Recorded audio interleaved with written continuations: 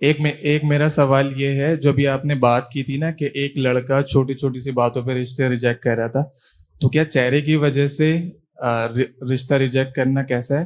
اور دوسرا یہ ہے کہ اگر آپ کی کسی ایسی لڑکی سے شادی ہو رہی ہو جو کہ ماڈرن ہو، لیکن آپ کے اس کے ساتھ پہلے سے ریلیشن ہو، اور وہ اس پر ایگری ہو کہ شادی کے بعد میں یعنی کہ پردہ وغیرہ کر لوں گی اور مطلب دین سیکھنے کی کوشش کروں گی، تو اس پر کیسا ہے؟ اور دوسرا یہ ہے کہ بغیر کسی استاد کی گائیڈنس کے قرآن کریم کا ترجمہ پڑھنا کیسا؟ کہہ رہے ہیں کہ بھئی وہ کسی خاتون کی کو شکل کی وجہ سے ریجیکٹ کرنا کیسا ہے. دیکھو شکل کی وجہ سے ریجیکٹ کرنا جائز ہے، لیکن سب سے پہلے دین کو ترجیح دینی چاہیے. حدیث میں آتا ہے شکل بعد کی چیز ہے. ایک خوبصورت ہے دیندار نہیں ہے، ایک دیندار ہے خوبصورت نہیں ہے، تو پھر ترجیح کس کو دو گے؟ دیندار کو. یہ خوبصورتی کی ٹھڑک جو ہے نا تھوڑے دنوں میں ختم ہوتی ہے، جب بچے پیدا ہوتے ہیں بگڑنا شروع ہوتے ہیں.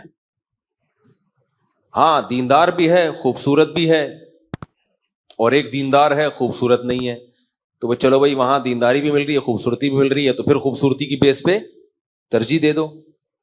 تو سب سے پہلے دین کو رکھو، اس کے بعد خوبصورتی یہ ساری چیزیں اس کے بعد کی چیزیں. تو دین کے ترجیح دینے کے بعد اگر کوئی خوبصورت نہ ہونے کی بیس پہ ریجیکٹ کر دیتا ہے تو ٹھیک ہے، لیکن اس میں بھی ایک لمٹ ہونی چاہیے. کچھ لوگوں کا ایسا معیار ہوتا ہے اپنے آپ کو کبھی شیشے میں غور سے دیکھا نہیں ہوتا انہوں نے.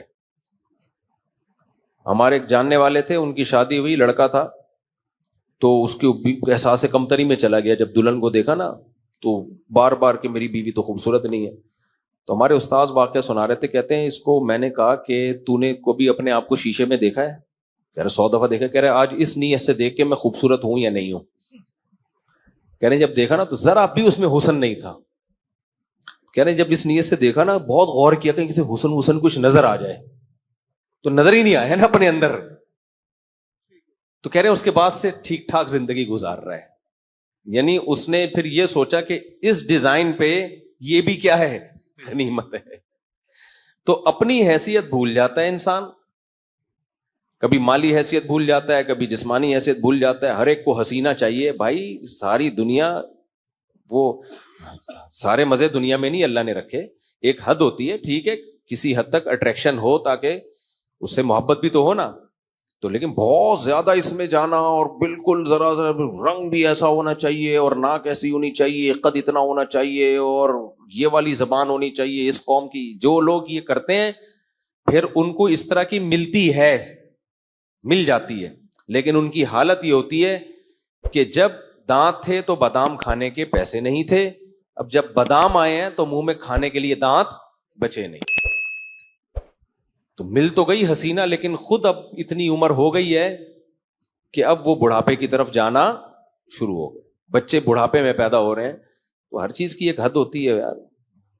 مل جائے اٹریکشن لگے تو بس اللہ کا نام لے کے کر لو. اور پھر یہ سمجھو اللہ کے علم میں میرے لیے اس سے خوبصورت دنیا میں تھی نہیں. وہی بندہ خوش رہ سکتا ہے. اور جو کمپٹیشن میں لگ گیا نا، ابے فلانے کی بیوی دیکھو فلانے کی دیکھو، تو کمپٹیشن کی تو کوئی حد نہیں ہے بھائی. پھر تو لگے گی نہیں کوئی حسینہ. آپ ایک سے ایک بڑھ کر مارکیٹ میں وہ پھر عورتیں غصہ کرتی ہیں ہمیں کیا بول رہی ہے. میں امریکہ بھی گیا نا، ایک کالونی میں نے دیکھی اتنی خوبصورت، میں نے کبھی زندگی میں نہیں دیکھی اتنی خوبصورت کالونی یار. تو میں بڑا حیران، میں نے کہا اس سے بھی کوئی خوبصورت علاقہ ہو سکتا ہے؟ دوسرے علاقے میں وہ اس سے بھی زیادہ خوبصورت.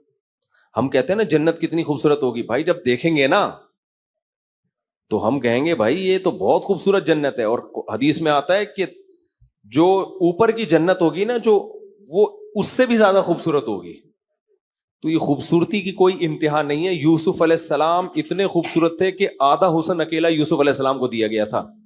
تو اگر کمپٹیشن میں لگ گئے نا، باقی لوگ کہتے ہیں امریکہ کی خوبصورتی کی تعریف کر رہا ہوں، اتنے خوبصورت گھر کے باہر سے خوبصورت ہے، اندر کی صورتحال تھوڑی تمہیں بتا رہا ہوں میں. گھروں کی اندر بھی میں گیا ہوں، گھروں میں اندر جاؤ گے آدمی کہے گا باہر ہی اچھا تھا میں.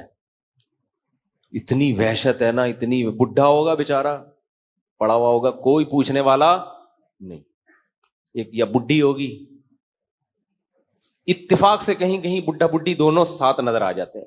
بچے تو ہیں ہی نہیں.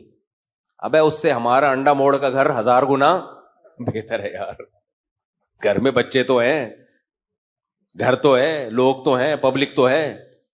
وہ تو پبلک ہی نہیں ہے تو دیواریں کھا رہی ہیں, تو گھر کا کیا کرنا ہے ایسے گھر کا. ایک کو تو میں نے ولاگ بھی بنایا, کتا لے کے جہاز میں جا رہا ہے. ابے کتے کی سیٹ کیسے مل گئی جہاز میں تجھے؟ کتا ہی اتنا, ہمارے غریب پاکستانی سے تو کتا اچھا ہے بیچارہ, اتنی اس کو. تو پتا یہ چلا, اس سے ہم نے انٹرویو لیا, تو وہ کتے کے اوپر نا ٹیگ لگا ہوا تھا. ٹیگ یہ تھا ایموشنل کر کے آگے کچھ, کہ اس کو خصوصی اجازت دی جا رہی ہے اپنے مالک کے ساتھ جہاز میں سفر کرنے کی. سیٹ پہ آدمیوں والی سیٹ ملے گی اس کو. ہم نے پوچھا یہ خصوصی کیوں؟ تو اس نے کہا میں نے بھائی اپلیکیشن دی ہے کہ میں اس کتے کے بغیر نہیں رہ سکتا, اتنی دیر بھی نہیں رہ سکتا کہ کتے کو کسی اور ڈپارٹمنٹ میں بٹھا دو, کتا اسی کی سیٹ پہ بیٹھے گا, میں نہیں رہ سکتا. پھر ہم نے ان سے پوچھوایا, وہ اسپینش بول رہا تھا.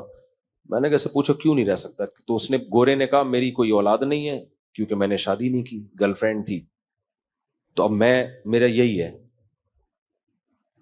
تو میں نے کہا دیکھو ان کی بہو بھی کتا, ان کا داماد بھی کتا, ان کا پوتا بھی کتا, ان کی کا نواسا بھی کتا, ان کی نواسی بھی کتا. نکلنے لگا تھا. ساری محبتیں جو بیٹوں سے, بیٹیوں سے, بہوؤں سے, دامادوں سے, پوتوں سے, نواسوں سے چاہیے, جو ہمیں مل رہی ہوتی ہیں الحمدللہ, تو وہ ساری محبتیں یہ کس سے لے رہے ہیں؟ کتے سے. تو ان کا تو بیٹا بھی کتا, بیٹی بھی, پوتا بھی, پوتی بھی, بہو بھی, داماد بھی, سب کچھ یہی ہے. باپ دادا بھی نہیں ہے تو ان کا باپ بھی یہی, ماں بھی یہی. حقیقت بتا رہا ہوں, ساری محبتیں کس سے لے رہے ہیں؟ کتے سے لے رہے ہیں. سمجھتے ہو کہ نہیں سمجھتے؟ یہ ہے حال اس قوم کا, اور ہمارے مسلمان بھی اسی طرف جا رہے ہیں, چاہے وہ مذہبی بھی ہو. نسلیں روک روک کے بیڑا غرق کر رہے ہیں اپنا. تو یہ خوب سمجھ لو کہ یہ جو نسل روکی نا تو انجام. اچھا, میں جب یہ وحشیانہ منظر دیکھ رہا ہوں وہاں پہ کہ یار یہ حشر ہے, اچانک فیس بک پہ کلپ آیا پاکستانی کسی اسکالر کا, وہ پوڈ کاسٹ میں نا, ڈاکٹر تھا کوئی, سوری اسکالر نہیں, ڈاکٹر لوگوں کو ترغیب دے رہا ہے, دیکھیں نسل روکنا بہت ضروری ہے, ایکچولی اس غربت مہنگائی میں بے لگام بچے نہیں ہونے چاہیے, ایکچولی خواتین پہ ظلم ہے کہ وہ آپریشن کروائیں, مردوں کو نسبندی کرنی چاہیے. میں نے کہا اصل کتا تو وہ نہیں بلکہ یہ ہے, جو یہ حالات دیکھ کے بھی کمبختوں کو عبرت حاصل نہیں ہو رہی ہے. تو میں نے اپنے ایک دوست ہیں لاہور میں, ان کو بھیجا, میں نے کہا یہ نمونے پتہ نہیں کہاں سے پیدا ہو گئے جاتے ہیں یار, جو ان حالات کو دیکھ کے بھی ان کو عبرت نہیں ہو رہی. وہی حشر جو ان کا ہوا چاہتے ہیں کہ ہمارے, کہہ رہے ہیں مرد کو چاہیے نسبندی کرا کے رکھے. تو انہوں نے بڑا اچھا جواب دیا, انہوں نے کہا اس کے ابا نسبندی کرانے بھول گئے تھے تو ایسے نمونے پیدا ہوتے ہیں. اس کا باپ یہ اگر نسبندی کرا لیتا تو یہ نمونہ پیدا نہیں ہوتا. تو یہ نمونے ہیں جو تمہیں بیڑا غرق کر رہے ہیں.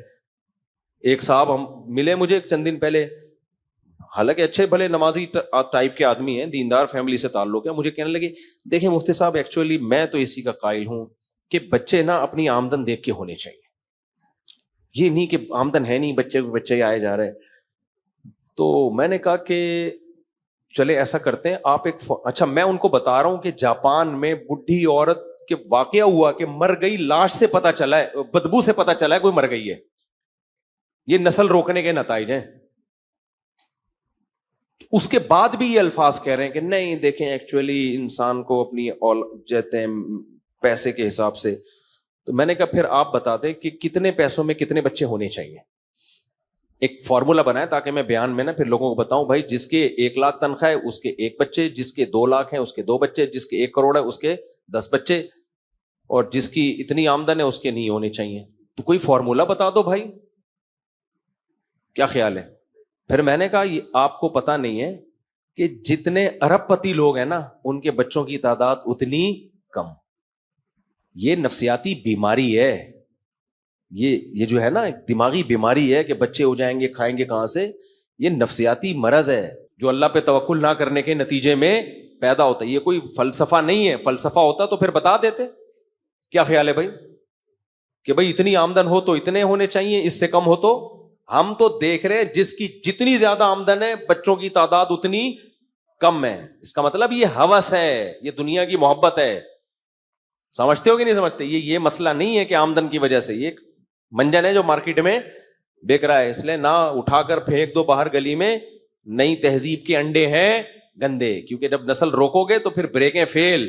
پہلے گوروں کو یہ سمجھایا کہ 2 بچے ہی اچھے ہیں, تھوڑے دن میں ان کا جب بچے کم اچھے ہیں تو پھر 9 ہو زیادہ اچھے ہیں, پھر وہ اس پہ سیٹ ہو گئے. اب تو وہاں کتا نہ ہونا عیب ہے. ابے تیرے پاس کتا ہی نہیں ہے, تو انسان کا بچہ ہے کتے کو, یعنی کیا ہے یہ, تیرے پاس کتا ہی نہیں ہے, اس کے بعد کتا نہ ہوا اب عیب سمجھا گیا ہے.